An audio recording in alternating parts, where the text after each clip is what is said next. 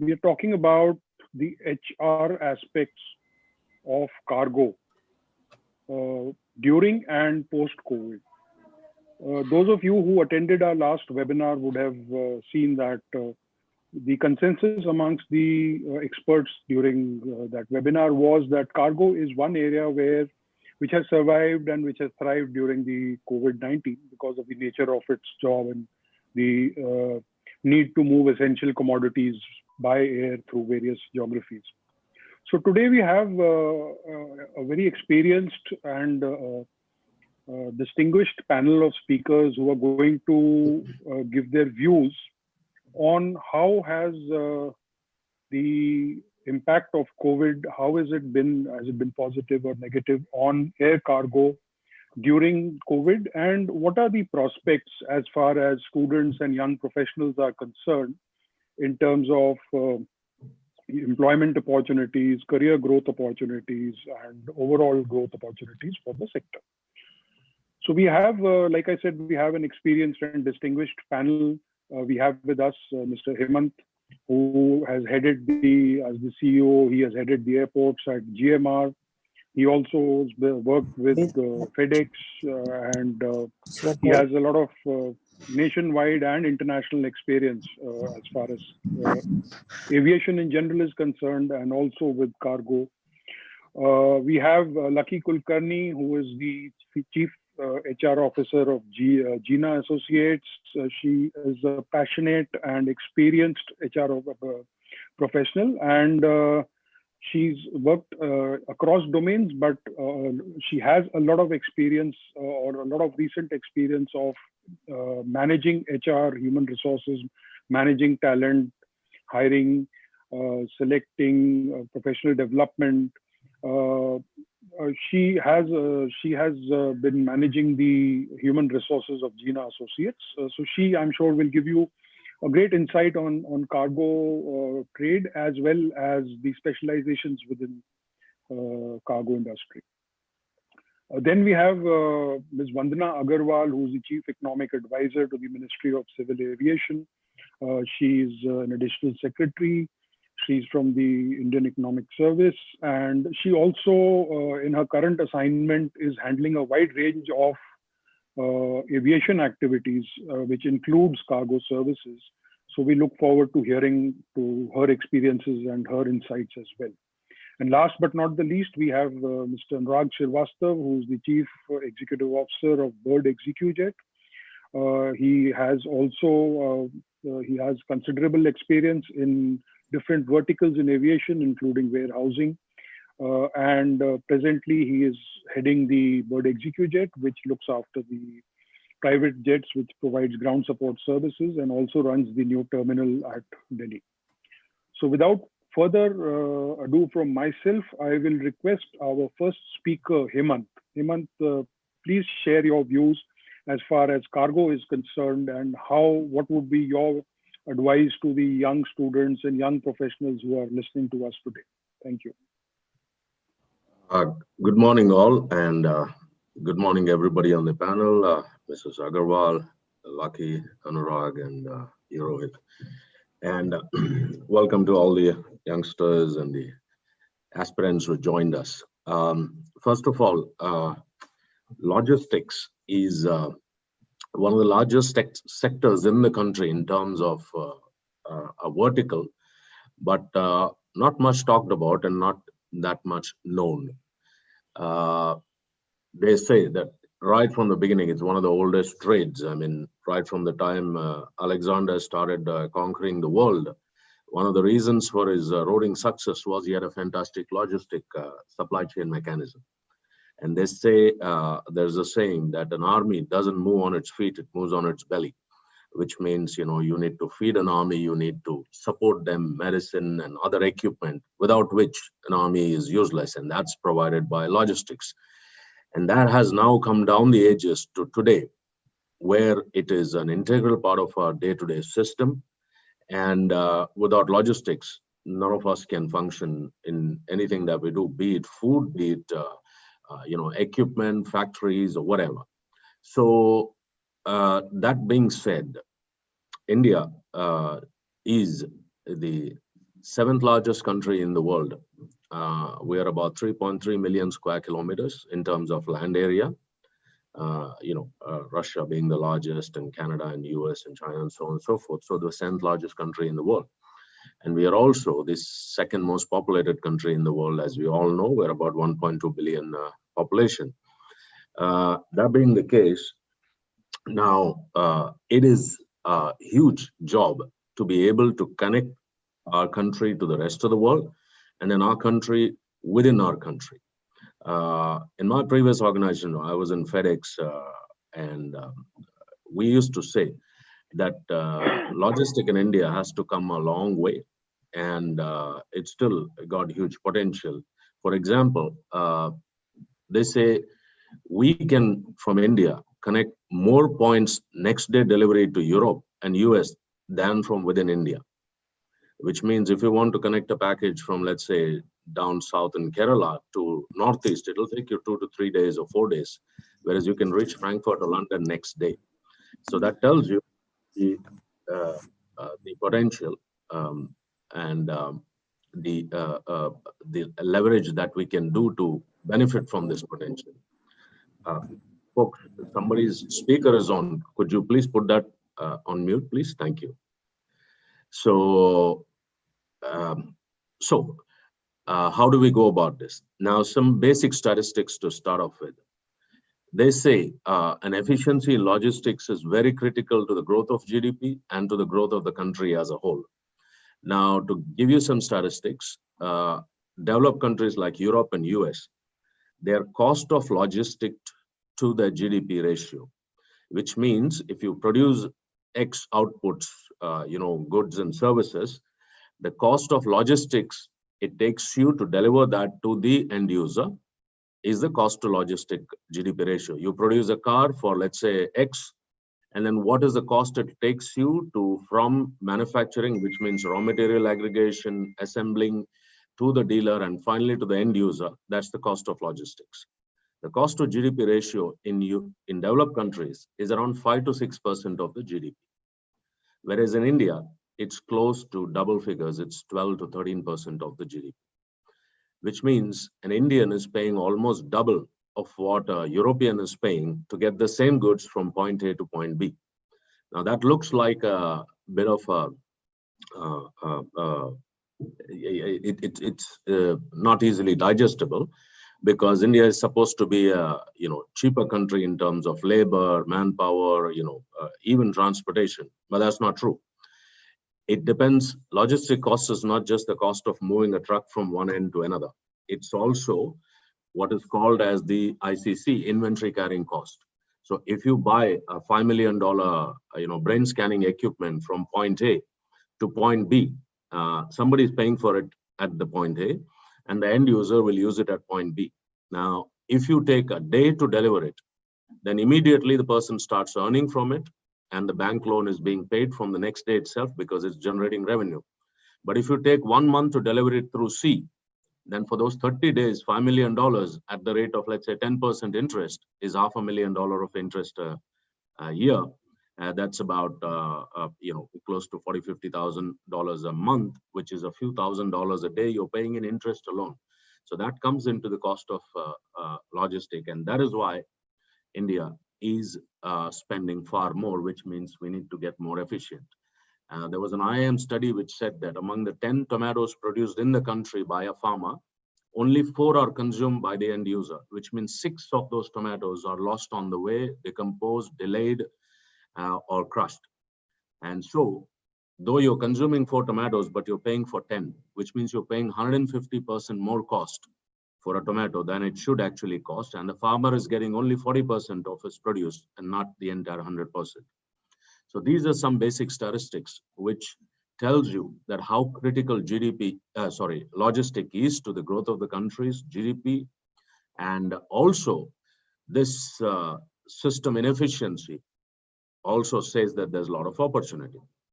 And a lot of youngsters need to get into this and to make it more efficient and take this up as a career. When I joined logistics, there was no training program. There was nothing. We learned on the job. On day one, I went and delivered packages, and I was told how to handle a package, how to pick it up, deliver it, take the proof, paperwork, customs paperwork, etc., etc., etc. And I was doing this on the job using customers' packages. That's not the best way to learn it. That's like a doctor learning how to operate first time on a patient straight away on the operating table. And that's not going to be a very efficient operation, is it? So that's how most of us, unfortunately, even till date, we're doing the same.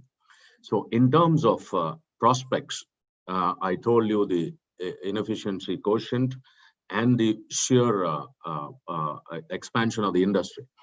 Now, in India, we today have about 650 aeroplanes in commercial airspace, Indigo, SpiceJet, all of them put together.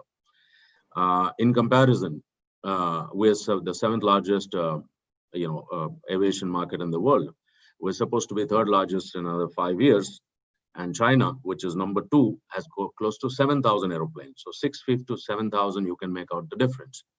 And then if you go to US, which is the largest, which is 14,000 aeroplanes. So there's a massive, massive gap between us. And we've been calling ourselves developing country for far too long. It's either developed or not developed. It's just about time we get developed. Now that is passenger aircraft. Now, if you come to cargo, it's even more abysmal. Of the 650 aeroplanes or 670 aeroplanes we had pre-COVID, only about 8 aeroplanes are cargo, which is basically Blue Dart and a couple of them from SpiceJet. So in 70 odd years after independence, is India's potential to get only 8 or 10 cargo aeroplanes? Absolutely not. There's a lot more. And in a country this size, I told you, seventh largest country in the world, it takes you by road 2-3 days to reach from one end to the other. In 2-3 days by air, you reach from here to Latin America and probably back. So that's for the passengers and same for the cargo. So efficiency lies there. So therein lies the potential, the opportunity to expand. We obviously need to have a larger cargo network and air network to connect. Today, the FedExes, UPS, and DHLs are coming into the country. They reach from US to here within 2 days. But from Delhi, Bombay, Bangalore, or Hyderabad to reach other parts of our country, they take 2 days, 3 days, 4 days. Doesn't it look odd that, we take longer to reach within the country than from outside the country? Hence, a domestic road, a robust road and air network also is very critical for logistics to grow. Now, there are companies like you might have heard in the news of late that Indigo is really gone through the roof as far as cargo is concerned since pandemic. They should have done it 10 years back, but okay, never too late. I went and presented to Indigo some time back that, they have 250 aeroplanes and each aeroplane has 3 tons of cargo capacity average. So that's about 750 to 1,000 tons a day. I gave the presentation to them, their CXO, saying that, do you realize that you're bigger than Lufthansa cargo and you're bigger than Singapore Airlines cargo and you're bigger than Turkish cargo? They said, what are you talking about? We don't have any cargo aeroplanes. I said, you do. You just don't realize that. Okay. So when you have 1,000 tons of cargo lift per day, and that is with one aeroplane. Now they do 1,500 flights a day. So if you do 1,500 into 3, that's 4,500 to 5,000 tons cargo lift per day with Indigo alone. And then you have the other airplanes. So you can imagine the lift we have, but their underload or the utilization of that plane was less than 25 to 30% of cargo was carried in that space available. And that is money left on the table because it's already paid for. You paid for the aeroplane, the crew, the ground handling, the RLC, TNFC, fuel, everything, but then you're not carrying cargo because you wanted to charge too high. You want to charge 30, 40 rupees a kilo, whereas road transport is 5 rupees. People tend to go for road, not realizing that 3 days on the road is costing them much more than 2 hours on the aeroplane.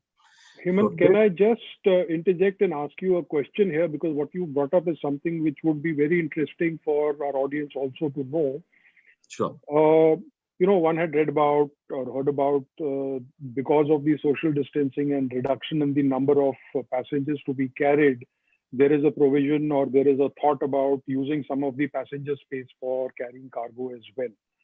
Now, if that or even if the passenger airlines go into the cargo kind of hybrid business, how does this affect the training and the hiring or the reskilling of the personnel? Would it be that the they would require more personnel who are, exposed to cargo or trained to cargo, or would it be a reskilling of the existing personnel in that case? Well, good question. Actually, both. You would need certain experienced people from the industry to start with that senior level, and they have done that. Matter of fact, two, three of the directors are now ex-FedEx folks. They called me before they joined and saying that Indigo is calling us. FedEx is a very large company and very focused on logistics. Should we go to Indigo? It's more passenger centric. I said, folks, you must go there. It's not only good for you, it's good for them as well for the reasons I mentioned. Okay, if you have 1,500 flights a day, and if you have 5,000 tons of cargo to be moved every day, and they're not utilizing it, you're the guys who can go and turn it around. And fair enough, all of them, they're posting on LinkedIn every day that we moved X number of cargo or X cargo aeroplanes. So doing that job. And down the line, again, what mostly it was a much neglected thing on the Indian aviation scenario. The cargo team used to tell me, sir, during the quarterly meeting or monthly meeting of the airline, the cargo team sometimes never used to get a chance to even present to the management. They would be the absolute last, the passenger guys, the ground handling guys, this, that, the sandwich guy, and everybody and his brother would be a priority. And cargo guys would say, okay, you'll get your chance next meeting. I'm not saying about Indigo, some of the airlines. And that was the level of neglect. However, pandemic has made them realize the value of cargo, the yield that they can get. And like I said, it's totally marginal revenue at very, very, very low marginal cost. And I calculated and showed it to them that per kilo, it cost them less than 2 rupees to lift that cargo because the entire fixed cost is paid for. So even if you charge 5 rupee, which is same as truck, you're still making 100% profit. So they seem to be turning the corner, especially Indigo.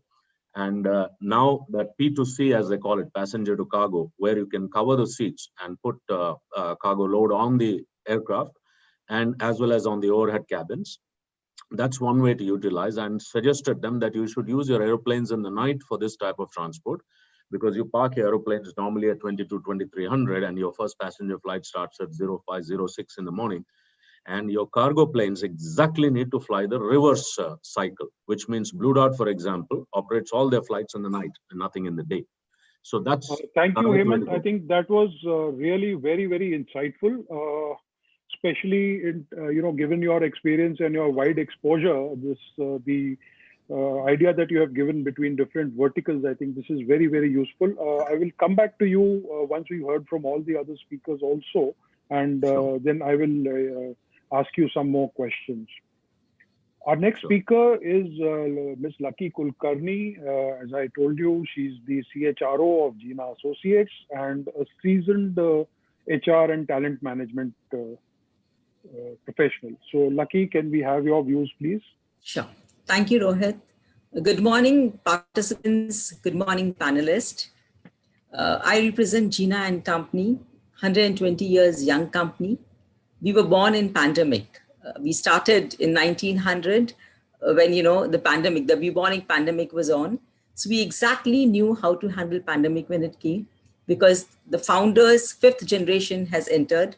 So that's how my company was very well equipped. Now coming back to air cargo, a little about my company I wanted to introduce to the participant. Now coming to air cargo, friends, I personally feel, and that is a stated fact, that logistic industry is the backbone of the economy of the country, though it be India or though it be across the globe. Without logistic, we cannot function, because by nature, by geographies, no nation can say that they can sustain on their own. They produce something in excess, they have something which is less to take care of the population, because of which they need to exchange commodities. So how do they do it? They do it only through logistics. So you either import, you either export. Somehow this is a scenario where logistic industries plays a very important role. Now coming back to this pandemic, I think logistic company in this pandemic, I can say that the most significant impact of this COVID-19 pandemic on air cargo industry is it has brought really all the stakeholders like government, airport, airlines terminal operators, freight forwarders, exporter, importer, everyone on the same plane. And all of them have successfully collaborated to keep the industry moving on during the pandemic. Air cargo industry has successfully met demands from the perishables, to medicines, to equipment of the world. In fact, India, if I have to say, under the government mooted Krishi Udan program, approximately 43,000 metric ton of perishable alone was moved in this lockdown condition. So you see, basically, it is the requirement of the various geographies for various things, and logistic company plays a very important role. Now, it's before pandemic, logistic industry was doing fantastic. In the pandemic, it has exceeded that. It is really to the best. And after COVID, it will continue to be the best. Now, COVID has taught us a lot of things, friends. One of the things that I would like to all of you all to know and understand and sit and think back, who survives in pandemic? What survived? There are so many people who are struggling with jobs. There are so many people who are taking salary cut. There are so many people who are laid off, and so many industries that are not really working. But logistic is on. You see, logistic was working. So during the pandemic, during the lockdown, I had my full office running full-fledged. So of course, we are a robust company with a robust IT setup. So we had provided all that facilities to people all across, across India, and people who were working from home, and around about 20-25% of our employees were working from the airport. Friends, it's really interesting. Gina has not only served the people in India, but across the globe by providing them what is required. So much of hydroxychloroquine was sent, so much of pharma shipment was sent, pharmaceutical product, PP kits. It was a requirement of people. So it was not only serving people, but serving the nation, serving the globe on whole. So basically, it was really interesting. And of course, taking care of the safety of the employee was our prime motto. So we ensured our people were safe. But I want to say that in my company, people were fully occupied, in fact, more occupied. And we realized that there was no layoff.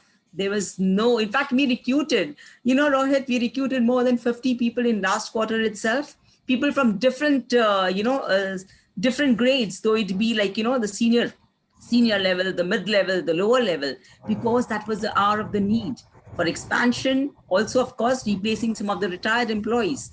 So friends, one thing before you choose your career, it's very important for you to understand which industry would you go. In calamity, who would survive? Apart from that, unfortunately, Mumbai University does not really advocate much or, speak much about logistics sector. And so many people like, you all, and in fact, I was not aware about it when I was in my college about logistics and how important it is. It's only when we started working, and as, Hemant rightly said, we learned on job, learned what different things are. And that's how we understood about this industry. So it is always nice to really check which is the company, which is the institute that will provide you with the basic information. Learn, grasp those information, try to understand. And if you like it, go ahead. I think, some people are doing courses. I'm heard that, Bird is doing just 45 days course. It is worth investing to see whether this is like, going to be your career. It's really interesting when you're dealing with the airlines, you're dealing with the shippers. And the best part is that, when you are working in any other industry, which is also important and good, but when you're working with logistics, you're dealing with corporates, you're not dealing with individual. That is one of the important thing, because dealing with corporate is always very different than, dealing with individual. Individual sometimes can be nasty also. But when you deal with corporate, they have their rules, regulations. It's very important. In fact, if Rohit permits me, I would like to show you the glimpse of, what we did in this pandemic, what my people were doing. Can I share my screen, Rohit? A small presentation I would like to show. Sure. Please Thank you so much.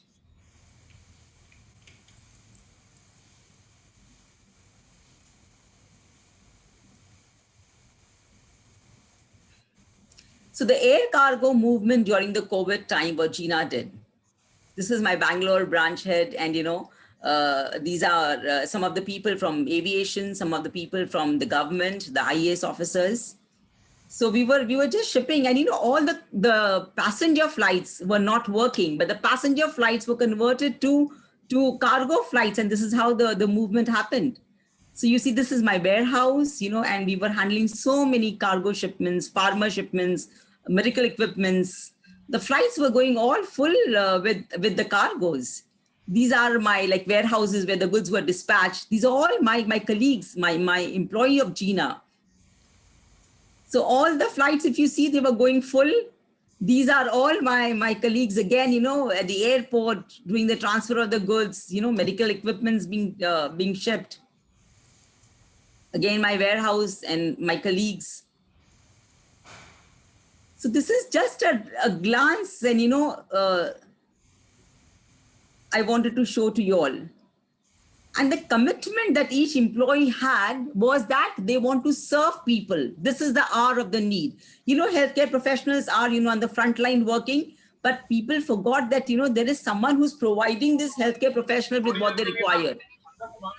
And that's how, logistic played so important role. So each and every employee was all out to serve even extra, even work more than 8 hours, maybe 10 hours, because they knew that they are working for a cause. That spirit built up now in the logistics sector employees was really different. One more thing, friends, I would like to tell you what is the project business that we have.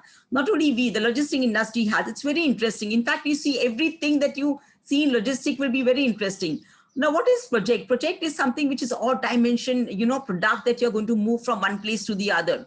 You could be one of them doing this at some point of time if you take up this career.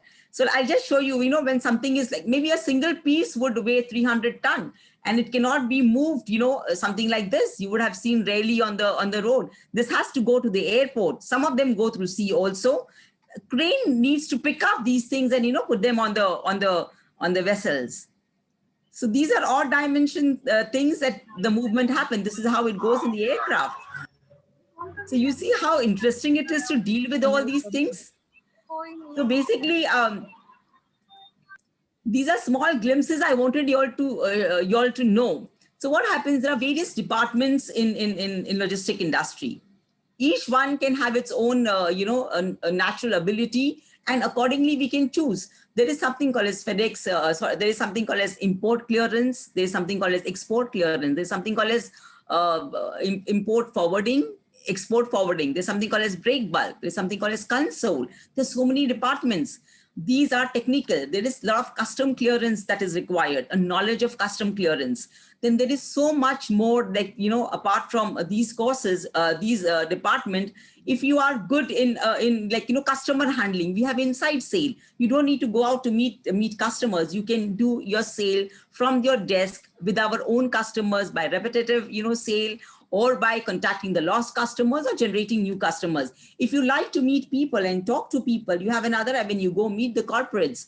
And there you are meeting the corporates who equally needs you the way you need him. So he will entertain you. Like my company has a lot of advantage. Gina has been 120 years old company, is a torchbearer in the industry. I can very proudly say that we are one of the best Indian company in the logistics sector. So when you flash Gina's card, you are, given more respect and weightage, and people entertain you. So of course, there are other logistic companies also. If you're lucky enough and get into Gina after your courses, you will understand how easy it is to generate sales, when you're with a reputed company. Now coming back, friends, there are a lot of things. I can speak for 5 hours, on the careers that you can have in the logistics sector. But I'm limiting it to few because I have a limited time. Friends, explore it. There is no harm. Take a short course of 45 days or, whatever, 2 months, 3 months. If you like it now, then go for advanced courses. If you like it, then, go further. There are a lot of exams that we can do, your H card, your G card, your F card, all that comes in the later stage.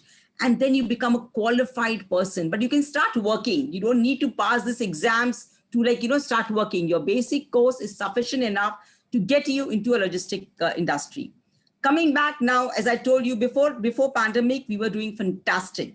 In pandemic, we excel because we really, really served the nation, the globe, and helped people. There was no look back. We are working with the essential service passes. We've been working ever since lockdown.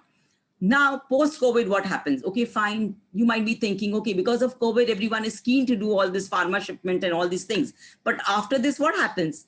Friends, please understand. Now, the president of China, Xi Jinping, is rubbing countries at wrong end. And, people are now thinking whether they want to continue with China or move their manufacturing.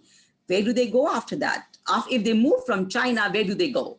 India is something that people are all looking upon. Of course, there are other Asian countries also. There are countries like, you have Vietnam, you have Thailand, you have Indonesia. Of course, they also are there. But the manufacturer China is now going to be like, moving out. And people are looking at India. We are growing economy. We are under a able leadership of the country where, you really, people all across the world is recognizing. And the best part is that India being a democratic country, everything, all the information available in the public domain. Unlike China, which is a communist party and everything, people don't know how they operate. Everything is owned. So India has a lot of advantage and people are looking at India. Imagine all these companies have started coming in actually, but there are a lot of manufacturing companies who are coming to India. And what happens after that? The goods are produced at mass scale. They're going to be for self-consumption within the country and also for the consumption outside the country. Now, who's going to do that? Who's going to do it? It's logistics sector. There's going to be so much of opportunity for jobs. I'm telling you, each logistic company will have to hire at least 25 to 30% more capacity of people than it has. Maybe it can go up to 50%. Who's going to be there? So please catch it up now before the demand starts. You're already in a course, you've already done, you've already started working. So you are in demand. And for sure, you'll not be laid off in logistics sector, in pandemic, in any type of crisis. So I would highly recommend people to look into it. I'm proud to be in the logistic industry. So will you be. It's beautiful to deal with airlines, with shipping lines, with cargoes, so many things. Especially when you're quoting to the customer, there's a pricing department that takes rates, that understands all the cost, add the margin, and then, quote. You do bidding, so many times you get your business through bids. It's so interesting. You should be like, if you have that legal this thing and you are number savvy, you would love to do bidding on the it's all e-bidding now and, get orders for your company. There is so much, just start. And if you just like to speak, be inside sale. So the opportunity is ample, worth a try, friends. Thank you, Rohit. Thank you so much for that very, very interesting and encouraging talk, Lucky, because last few months all we've been hearing are talks of gloom, and it is so very heartening to hear that there is so much of opportunity and there is so much of scope for growth in some sectors. So I'm sure the students or the participants who are listening to this would get inspired by that and explore this option as a career option. Thank you so much. Thank you. Our next speaker is a very, very senior and experienced official. She's from the Ministry of Civil Aviation. She has a lot of experience and knowledge as far as every aspect of aviation is concerned. And she would also be able to give us a little bit of perspective on how the government is viewing aviation and especially air cargo in these times and in the times to come. So I'll request Vandana ma'am to please share her views. Good morning, everybody. My apologies. I actually got logged out immediately after Hemant started speaking. I think Hemant didn't want me to hear him. So my apologies, and I've just got in at the nick of time. Back in again. I didn't realize I was that bad, ma'am. No, you wanted to keep all the gems to yourself. So, so forgive me, everybody, if I repeat myself, and I presume I didn't hear Lucky either. Again, my loss. So let me start. Cargo has been phenomenally, has been the phenomenal subsector of aviation during COVID. And I call it phenomenal simply because the way the value chains, the way the supply chains got together and delivered even during difficult times. As you know, The supply chains were, global supply chains were disrupted. The Indian supply chains were disrupted. You had a world in pieces. Somewhere there was lockdown, somewhere there wasn't lockdown, somewhere there were shades of gray, partial lockdowns, and so on. Somewhere the industry was closed, somewhere the consumers couldn't be reached. So it was all a mishmash, and it was all quite sudden. The second thing that was quite noteworthy is that fears of contamination overrid so many other considerations of efficiency of delivery, turnaround times, and so on. So we had to initially, first of all, try and put in a mechanism that was safe, that was perceived as safe from contamination, and we had to keep all channels open. Emergency supplies were needed. Not just within our country, India is the pharma capital of the world, for instance, or so we are called, and I'm happy we are called that. So we had to provide not just COVID-related medicines, not the vaccine, but because that's not yet developed, but all other medication, plus for other patients and other diseases as well. So both domestic movement and international movement had to be kept going, even though we had scheduled operations with a number of countries, practically with every country to start with in March, since March onwards. And as you know, unlike in the rest of the world, where freighters account for 50% of cargo carriage, in India, freighters account for less than 20%. So the scheduled or the belly hold cargo capacity not being there was a much bigger problem for us than it might be for the world at large. Having said that, I think it's, as I said, phenomenal that the air cargo community got around to keeping every terminal open 24/7. And that meant providing the HR, the manpower. So you had to move them from in lockdown conditions. You had to make sure they had the AEPs. You had to make sure that they were cared for, because it's all the canteens and other facilities were shut.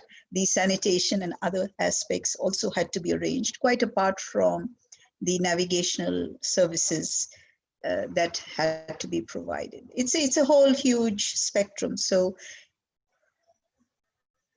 from the HR point of view, every aspect of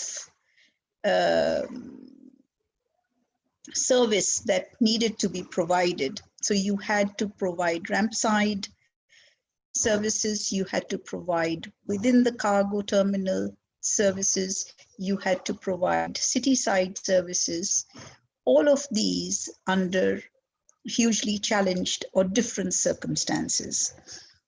On the government or regulatory side, we had to make sure that the immigration facilities were open for all the cargo personnel, the crew, basically. We had to make sure that customs was operative for all the international, and also all the other participating governmental agencies, such as plant quarantine, animal quarantine, and others had to be available. So all this was done. I have fond memories of ringing up even check nakas and saying that truck number so-and-so with airway bill number so-and-so is waiting in the queue, and can you please let it go earlier, because otherwise it will miss the flight. And missing the flight really meant a huge amount of uncertainty, because there was no scheduled second operation. These were all non-scheduled charters by and large. Although soon enough, we started getting the freighters as well as P2C, passenger to cargo flights on a scheduled basis. So something did begin to pick up. What helped the Indian air cargo industry was the work that had been done in the last few years to put them all together, to break the silos and to actually make them a service, a performing and caring service chain. So, or service delivery, actually, that's the word I need to use. So each one was conscious that on his own, the stakeholder could do something, but as the entire chain or of stakeholders put together, they could achieve the goal. So the team spirit came out in full. So that we have seen in other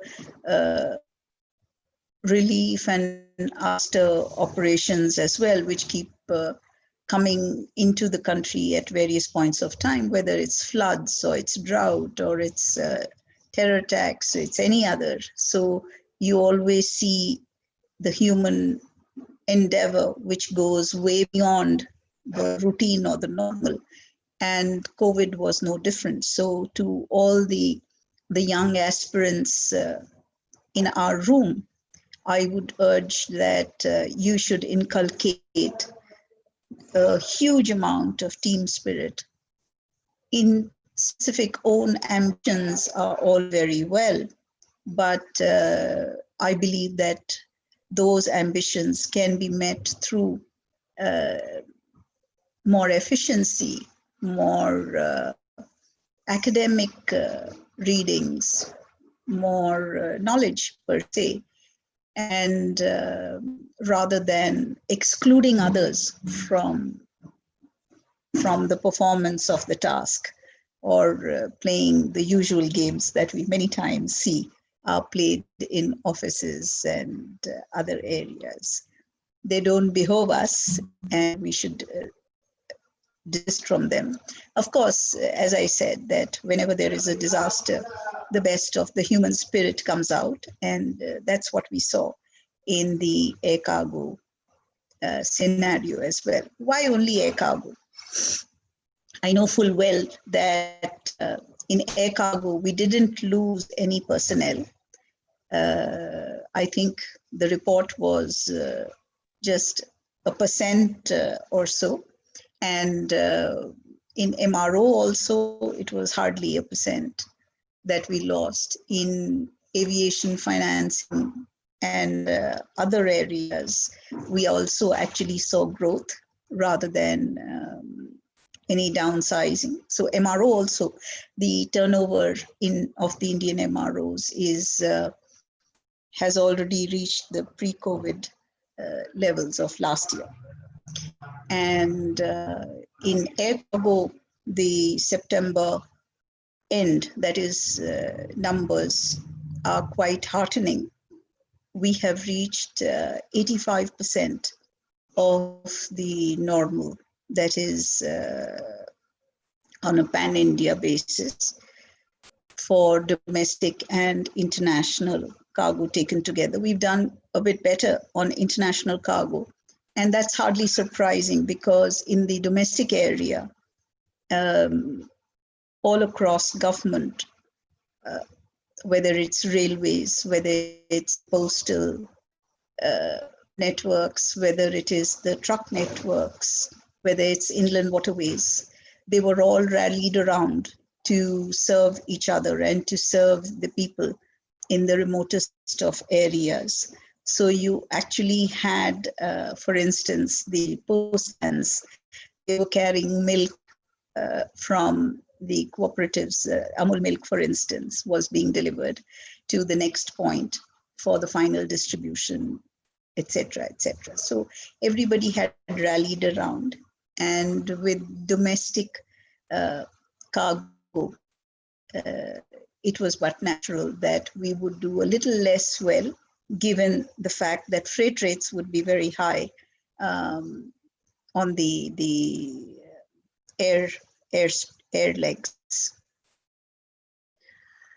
But as everybody knows, we first went for evacuations in a big way.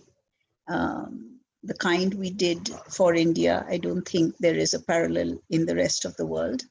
We went for the Vande Bharat flights, where again, the central purpose was bringing back Indians from any part of the world where they were distressed. But the little bit of a difference from a pure evacuation flight was that we did allow, it's not a question of we allowed, but many people who wanted to leave India, diplomats, others who under normal routine movements as well, they were allowed to go. And now we have the air bubbles with about 20 countries where scheduled operations are going on. These are bilaterally negotiated, so it's not all hunky-dory yet, but we're getting there. We're approaching normalization at a rapid pace. I won't say we are close, but we are approaching normalization on overall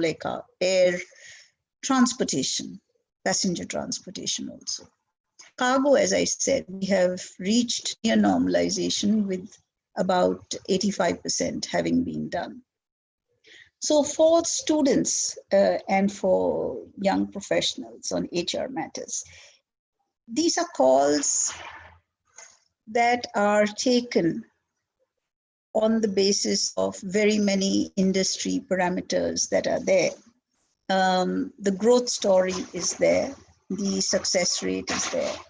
If you look at the prognosis for India, anywhere and anyone would say that given the size of our economy, the fact that we are the world's third largest domestic aviation market, the fact that in air cargo, India is punching well below its weight.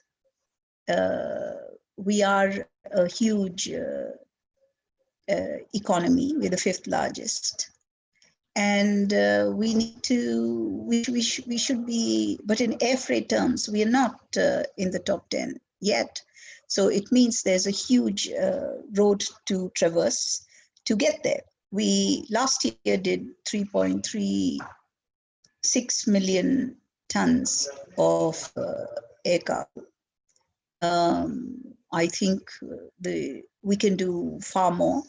Our target is to reach 6.5 million tons by 24-25 and to reach about 10 million tons by 26-27. So it's a long way to reaching there, but I think that the way the industry is now working, we're getting there. A huge number of initiatives are also being taken, whether to it's on express deliveries or it's on general cargo, on courier, on postal mail, on every front of air cargo. A huge number of initiatives are underway. Tax changes have been made. Regulatory easing has been done. A lot of infrastructure is getting developed. I would like to give, it may sound anecdotal, but I think it has a very important message embedded in it. In 2018, for instance, we had started transshipment of cargo from Bangladesh to Europe through the port of Calcutta. Now, earlier when we were doing it, we used to do, so the trucks, bonded trucks would come from Bangladesh, get cleared at the Binapol, which is the Bangladesh customs, then Petropol, which is the Indian customs, and it would move to Kolkata airport for airlift to Europe. We would talk about 20 tons coming in on 4 trucks or so. But just in COVID times, recently, we did a single operation of 111 tons on a freighter, which came to pick up the cargo from, earlier it was on belly cargo, now it was on a freighter. So we have done that, and it's very heartening to know that the entire 111 tons was cleared or processed at Kolkata airport within less than 24 hours of it reaching. So the entire ULD making, the x-rays and all other things got done, and it's a very successful operation. The suppliers as well as the buyers are very happy, and they would like to repeat that, make it a more regular feature. So some things take a little time, but sometimes when you see phenomenal growth taking place, then it gives you courage to know that you're on the right path.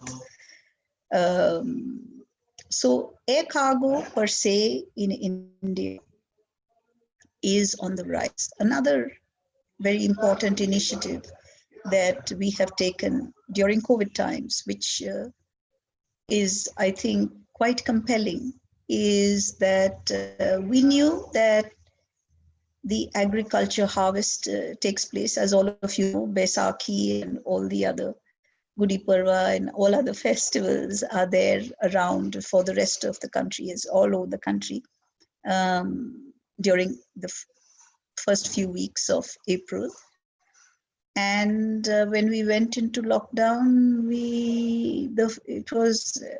you can't store that perishable produce for long. You can't put off the harvest and say, okay, I'll harvest it later. So we got into the act and we started moving, especially the Krishi cargo, as we called it.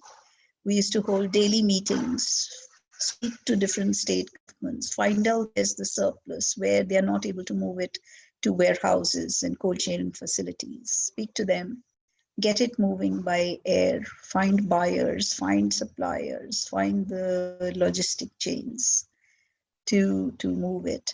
And I'm happy to say that where airlift is concerned, we did more than 1 lakh tons in the first 5 months, and under the most difficult period of it all,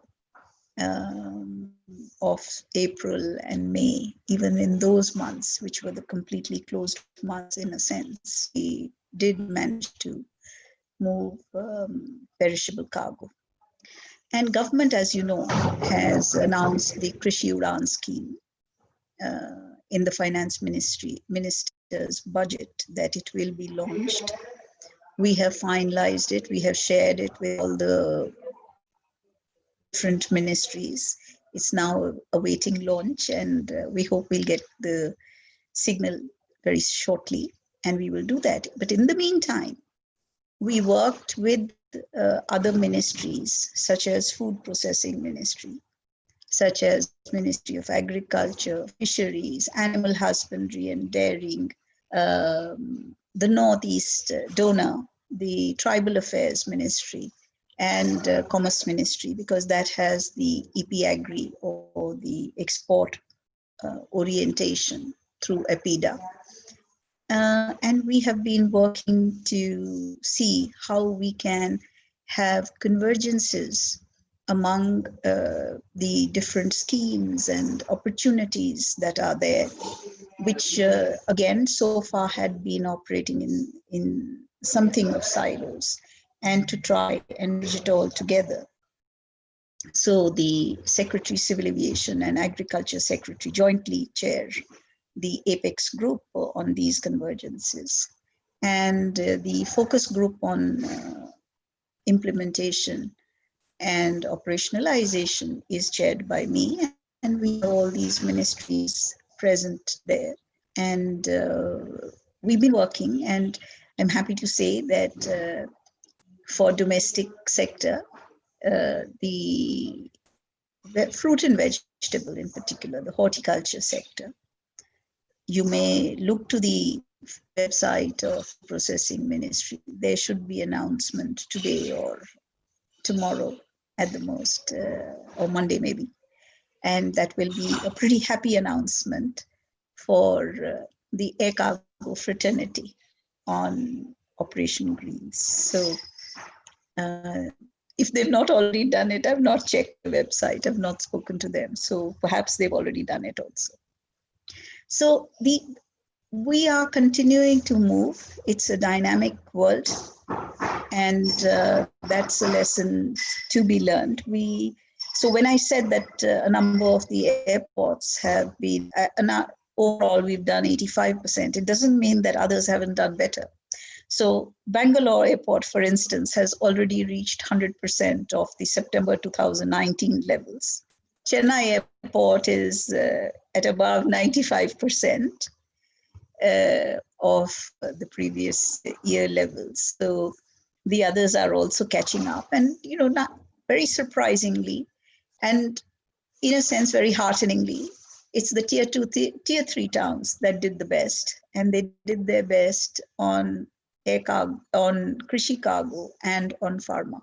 So we have seen a huge amount of growth on the cold chain movements and on the Krishi movements. So to all the youngsters out there, I would urge that logistics is a sector which is very exciting. It's also very exciting because government is taking a huge number of initiatives on multimodality. I spoke about transshipment earlier, transit or transshipment, because India is, as I think Hemant had been stating before I got disconnected, that India is locationally or geospatially very well located to serve the world in logistics. But we have taken up even multimodal initiatives. As you know, air cargo or an airport necessarily requires some first or last mile connectivity. And we have a number of airports which have functional railway stations just at the periphery. Chennai Airport was always called Meenambakam Airport earlier, and the name comes from also the railway station, which is still called Meenambakam railway station. So that's a signal. Delhi Airport has a railway station, an active railway station on its borders. We need to see how we can make them truly multimodal. We have mapped, actually, these last month or so, I've spent a lot of time mapping all the express highways that are coming up, and to see how we can link up more seamlessly with them. We have mapped up with the multimodal logistic parks that are coming up. There are 33 of them, which are in very active consideration. And to try and see that there is a air freight station component within these multimodal logistic parks, so that we can have seamless multimodality in our air cargo operations. In terms of connectivity, one of the very important factors in trade value is that 1% increase in connectivity gives a 6.3% increase in trade value. And that's a very important statistic for all of us in air cargo. And we have today 20 freighters.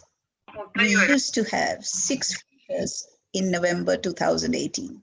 And today we have 20, as I said. And 3 of these are long distance.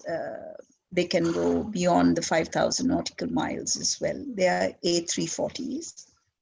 And we have been doing a lot of runs.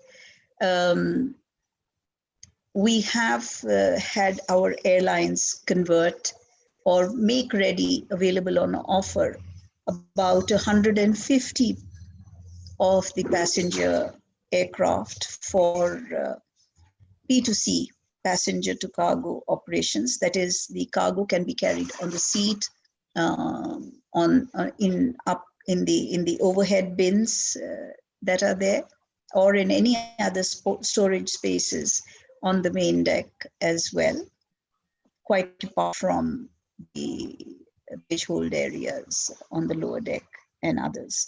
So Indian aviation has moved pretty swiftly and has shown better numbers than the global numbers in terms of recovery.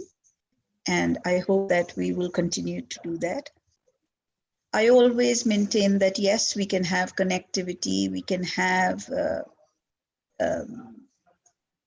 all manner of infrastructure developed. As you know, we have a huge number of international cargo terminals, 21 of them. We have domestic common user terminals, 24 of them, at I-class airports, and every JV airport has its own cargo terminals, more than one in many cases. So overall, the country has about 30 of them.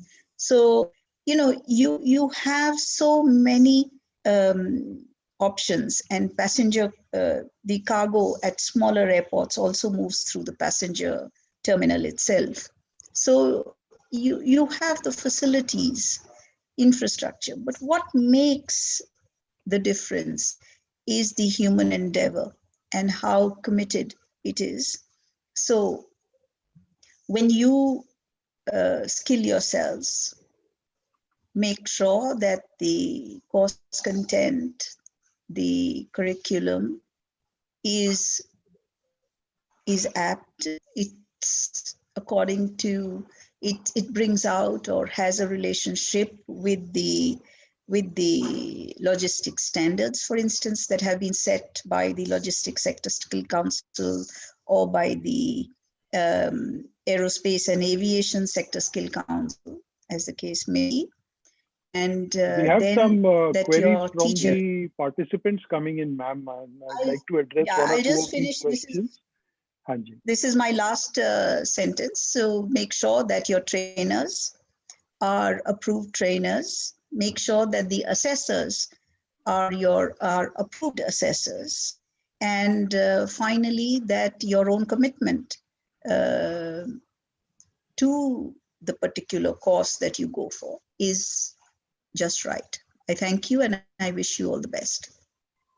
Thank you, ma'am. I think that was really insightful to get, a bird's eye view or the macro level perspective of what has been going on behind the scenes and all the hectic activity and the coordination and the administration that you mentioned, which has been behind ensuring that we, continue to get our essential supplies and things continue to function the way. I mean, it's difficult for us to imagine the amount of hectic activity and the kind of work that really goes into it because it's not really seen.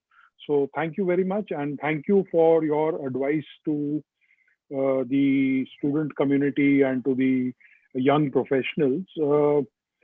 I would now like to invite Anurag Srivastava, the CEO of Bird ExecuJet, to present his views. Anurag, I'll request you to be very brief so that we can spend some time on the questions that are coming in also. Sorry, but that is the challenge of coming in as the last speaker, but we'll have to restrict you to a little bit of short time frame. Thank you, Anurag. Good afternoon, respected panelists and the participants and the aspiring students who are on this seminar. We belong to a link of this whole cargo logistic life cycle is that we are the people who are loading and building this cargo to be loadable at these aircraft, air cargo mode of transportation, and also loading this cargo into the aircraft. So we were quite functional during this time when when the cargo passenger aircraft were converted to the cargo aircraft, and we are the people who have loaded this cargo on the seafront. What Lucky has shown it on the presentations, that we lashing these cargo on the seats, then putting all these cargo onto the overhead bins, and also ensuring that these are safely loaded as per the requirements of the loading regulations of any aircraft type. So we also made sure that this aircraft is trimmed and balanced properly so that it can take care of the center of gravity during all flights and phases of this aircraft, or when from takeoff to the landing.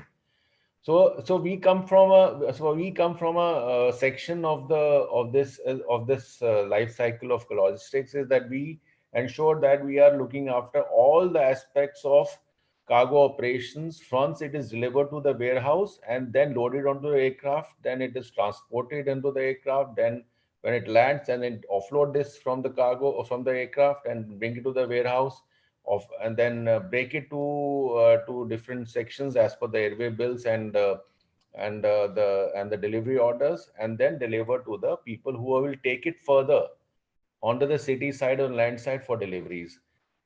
So as we have seen in my experience during the pandemic time, there had never been a lazy day or a nil day when, as far as my cargo department was concerned. They were all busy since morning till 24 hours.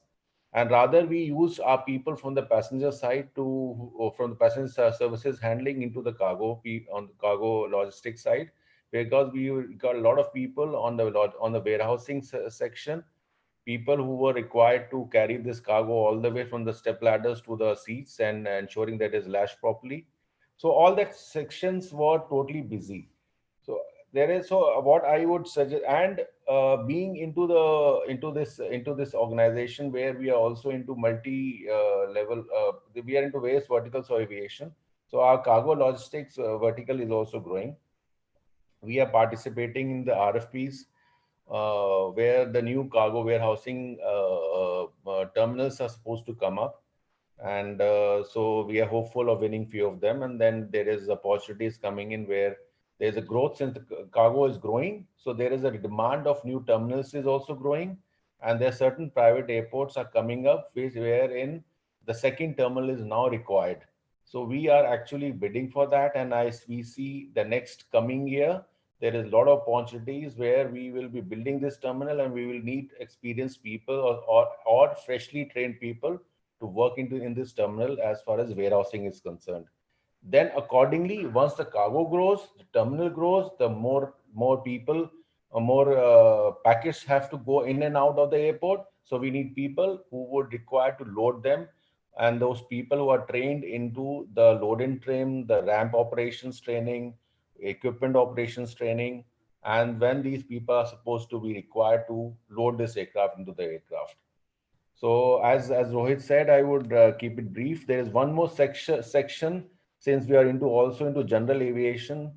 There is where there's a lot of requirements of which is still untouched right now, and the company is looking into that, is starting small jet aircraft operations or turbopropellers operations, which can carry cargo into the areas where reaching into the by road or by rail is not possible whether it's a helicopter operation cargo, whether it's a small B200 or C90 aircraft carrying cargo, or whether it is bigger jets, which is up to the level of code C operations, which is as per the wingspan of the aircraft, carrying cargo to various places where reaching from road or by rail is not possible.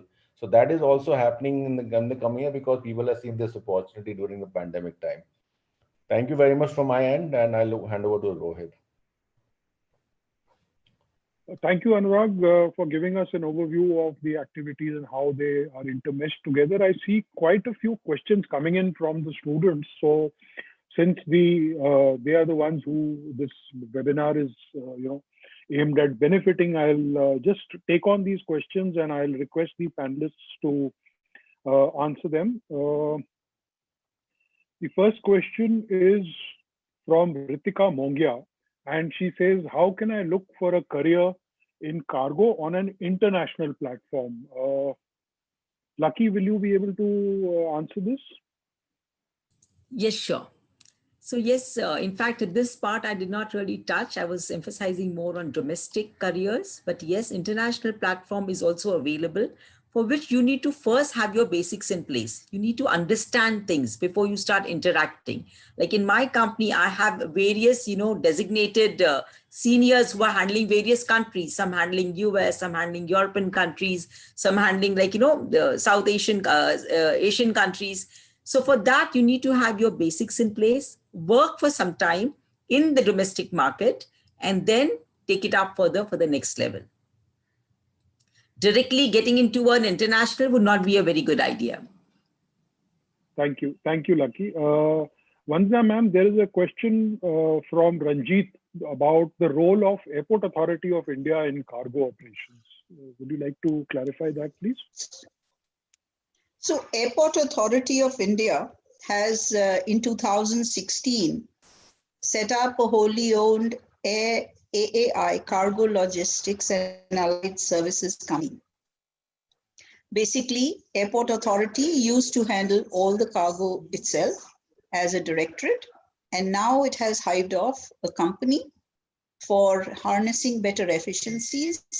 So it's a separate entity now, though wholly owned by Airport Authority, and it handles cargo operations at all airports except for the 5 JV airports which were established before the company came into force. Thank you, ma'am. Thank you. The next question is, there are two questions which are interrelated. One is, what is the role of logistics in aviation, and what is the growth chart of logistic industry? So Hemant, can you please tackle this? The growth of logistic industry and its role in the in aviation per se. Well, first and foremost, like I said in the beginning, Indigo, which has 250 aeroplanes and does 1,500 flights a day at an average of 3 tons per aircraft, has a cargo carrying capacity of close to 5,000 tons a day. Now that 5,000 tons at an average yield of, even if it is, let's say, $0.50 a kilo, or 20, 30 rupees, or even 10 rupees a kilo, you're talking crores of rupees of business per day. And Indigo charges for a corner seat or a front row seat and exit row seat 200-300 rupees in order to increase their business, or they charge for a sandwich or whatever, where they make business. But here is 5,000 tons. That is how much is it? 5 million kilos. At 10 rupees is about 15 million rupees or thereabouts a day, can be gotten from cargo at almost zero cost. And good efficient airlines like Emirates and all who are very focused on cargo can get up to 15 to 25% of the revenue from the cargo belly hold itself at a very, very marginal cost. Like I said, the aircraft, the crew and the fuel and landing, parking, all that stuff is paid for. So it plays a very significant role. And like Mrs. Agarwal said, 80% of the current cargo is moved on the bellies of the aircraft. Only 20% is on the freighters, and that's including international and domestic. In domestic, it is less than 2 or 3% or maybe 5% which is moved on belly, because there's only about 8 or 10 cargo freighters, and rest of them are passenger. And just on the previous point also, Rohit, of international and domestic cargo. See, cargo is cargo. International and domestic has certain minor differences in the way you handle the paperwork. Like if you join FedEx, you'll be handling international from day one, or FedEx or UPS or DHL or whatever. If you join Blue Dart, you'll be handling domestic. The only difference is, one is of course, the length of the flight and the aircraft that you fly in. Second is the paperwork. If you handle international cargo, then you need to have certain invoices, paperwork. Just like when you fly international as a passenger, you'll need a visa, passport and all. When you fly domestic, it's only a ticket. So that companies, good companies, have training and induction processes. Like I said, unfortunately, there are not many logistic training institutes in the country. So somebody also asked a question, what's the qualification required? Nothing. Basic common sense. You should have good literacy and numeracy skills. You should be able to speak well, understand basic numbers, and then you get into one of these companies and you can learn what you want there, because the companies will have induction programs. So feel free to approach any of these. So the related question to this is that, do I need a good knowledge about cargo industry before applying? So I assume the answer to that is no. Right? Well, it'll be fantastic if you have a lot of knowledge, but if you don't, it's still all right, because all of us came, with our hands in pocket, and they told us, okay, what's cargo? They said, okay, sit down, we'll teach you. So yes, it's good to have, but if not, as a youngster, starting at the beginning level, no. Basic knowledge, like I said, literacy skills, numeracy skills, your ability to read, write, understand, communicate, and basic numbers, averages, percentages, because you'll have to calculate volume, weight, this, that, the other. Rest can be learned. Thank you. Thank you, Hemant. Anurag, this question I will shoot at you, since you are a third party in this particular question. It says, is cargo industry better than joining passenger service? I started my career as a cargo person. So that was if I look into how things, it's all about the opportunities where you get it. It is I tell you what, in my experience of handling passenger flights, handling cargo flights, freighters operations, whether it's belly cargo, and into general aviation, business aviation, running a terminal, I tell you that cargo doesn't speak back to you. It remains, and it's basically sitting over there for you to get it transported. And the passengers handling is a different role game, because there you need more of communication skills, personality development. That's a different ball game, and cargo handling is a different ball game. Although customer handling remains the same, whether it's an airline customer, for us, airlines are our customers, and for in the passenger side, including the airlines, the passengers are also your customers. So, if I may, sorry, go on. Go ahead, no problem. No, I was just, what I was going to say is that, having handled both sides, essential difference is from a product perspective, your airline is a B2C product, okay? You deal with individuals. That is how the advertisements are about a nice seat, good food being served, good service, so on and so forth. Whereas cargo is primarily a B2C product, okay? You don't see FedEx showing a beautiful aeroplane and, package being nicely packed up with pink ribbon, etc., because that's not the product, okay? It appeals to cost saving, a faster supply chain, an efficient system, contribution to the bottom line. So those are the two essential differences. This is more consumer facing, like most people have heard of Pepsi and Coke because they use it, but very few people have heard of McKinsey's or Deloitte's because they don't use it. That doesn't mean that one company is less or more. So that's an essential difference. Both are very good industries to join, and requires good, young, smart people. Trust me. Thank you. Thank you, Hemant. Thank you, Anurag. I think the bottom line of what you said is that it depends on the career growth, and opportunities are equal in both, but it depends on your skills and your own inclinations on which to pick up. Is that correct? That's correct.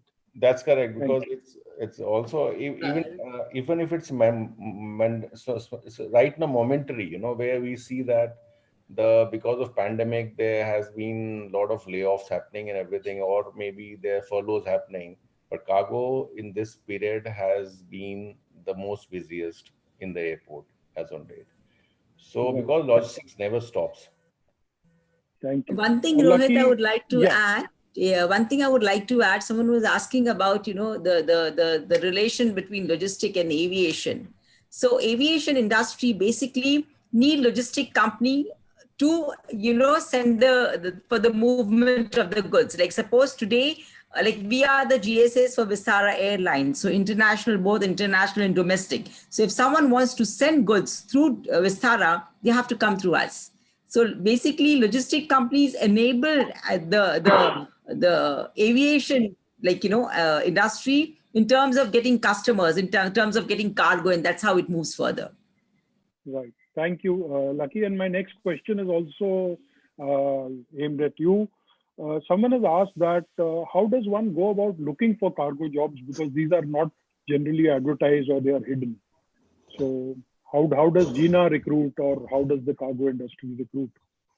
So the traditional way for recruitment in a logistic company was through reference. Most of it came through reference. But now that things are moving different, it's moving on. So we do hire through LinkedIn, we do hire through Naukri portal if you are experienced. But if you're fresher, then it's always nice to do some course from a reputed institute who's tied up with logistic companies.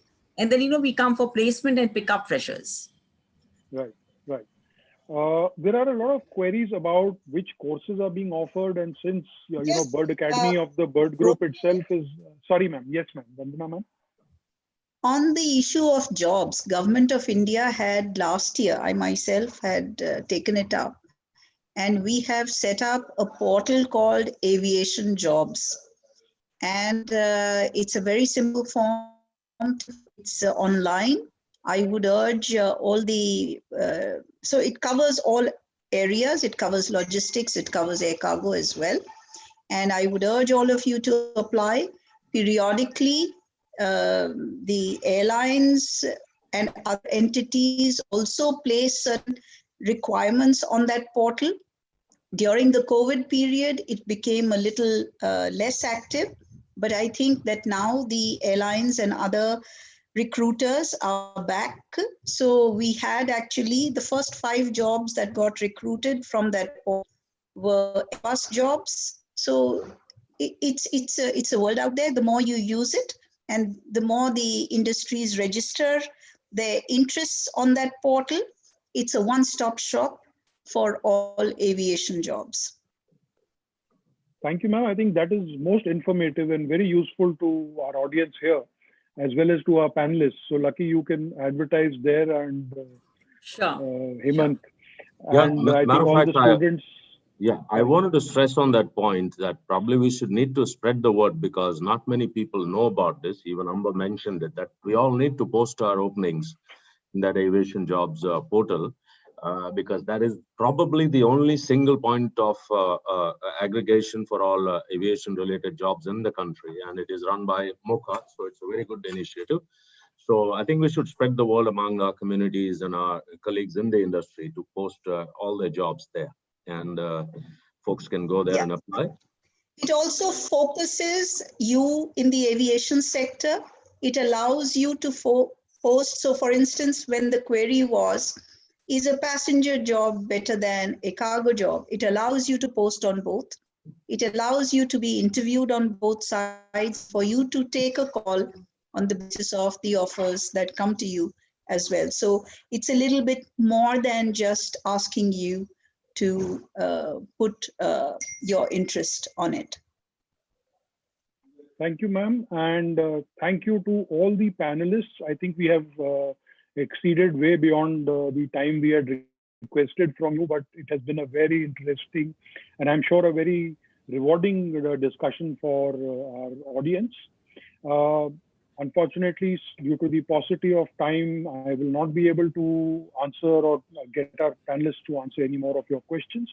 What I can tell you is, please take a look at the chat window. There are, you can connect with us on our Quora page. You can connect with through the Bird Academy. I have deliberately not talked about the course details here, because we do have all the information on our website, and you can take a look at that. And we offer various courses, including cargo courses. The details of the websites and our social media handles is given in the chat window. So please connect with us on any of the social media platforms to get answers to all other queries that you may have, and get details of all the cargo courses that are available. Thank you very much, all the panelists, Vandana ma'am, Lucky, Hemant, and Anurag. Thank you so much. It has been a very, very fruitful and interesting discussion. Thank you for your time. Thank you. Wishing everyone all the best, all the participants. Thank you, everybody. Best of luck, everybody. Bye-bye. Bye. Thank you. Bye.